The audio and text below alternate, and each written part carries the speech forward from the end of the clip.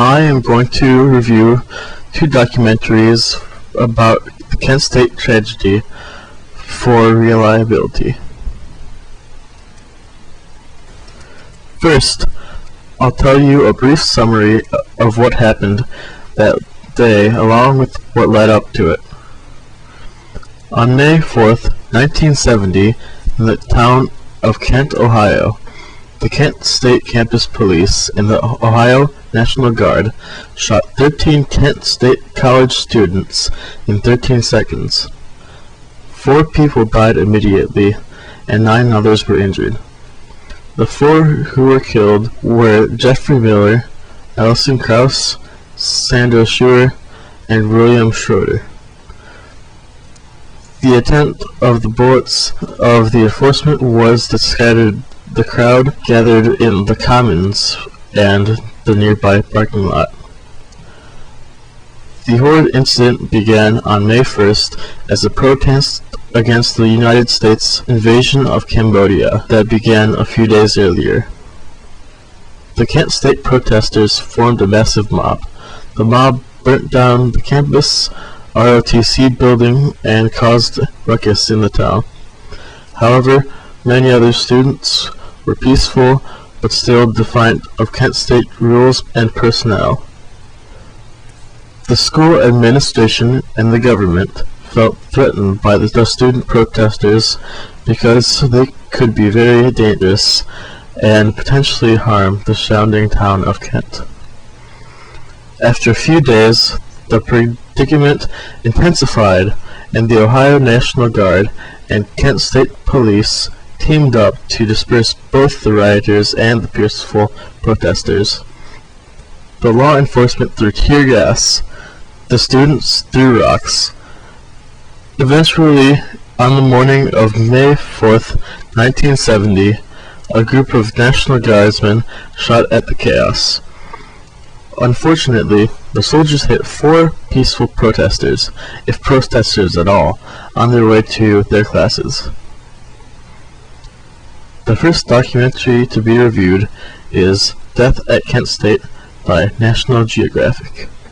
City in Ohio during a protest rally against the Vietnam War. In a shocking 13-second burst of gunfire, members of the Ohio National Guard killed 4 unarmed college students and wounded 9 others. It is an event preserved in time, thanks to a wealth of raw, tangible evidence. Students now across the Commons are throwing insults. They are yelling murderer. You may think you know what happened, but the reality lies on the edges of history. To find it, we will look at the different elements in a fresh light, including the emotional account of an indicted National Guardsman who has agreed to his first television interview. This is the story of a day that rocked America to its core. This is Kent State, from uprising to occupation. How it happened. That first clip was from the introduction of a documentary by National Geographic.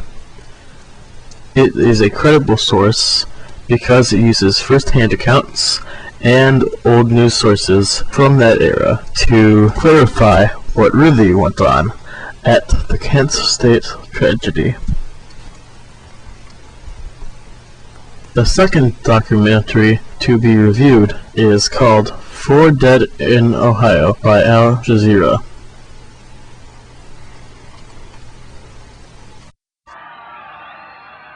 But the leaders of the National Guard were on edge. What I seen missing was the lack of any real positive control by the leaders of the demonstrators. And I recognized that immediately as a dangerous omen. The soldiers decided to disperse the students.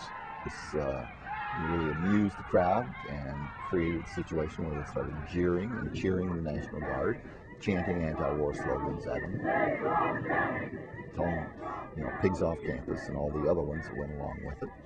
And they went back, the National Guard did, and the campus police. You could see them putting on their gas masks and loading up their rifles and putting their bayonets on the end of them. You have the guard against the students. So the students are essentially unarmed. Students are only armed with their voices. There were a few rocks being thrown, but there was mainly shouting and gesturing. This last clip was from a documentary by Al Jazeera called 4 Dead in Ohio. This is a very credible source because it uses the people who experienced the tragedy firsthand as primary sources. The facts stated in it can be supported by other different sources.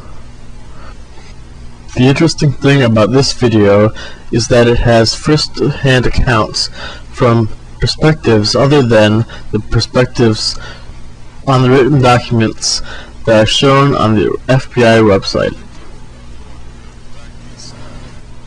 The Kent State tragedy was significant because it showed the hostility and violence towards anti-war actions.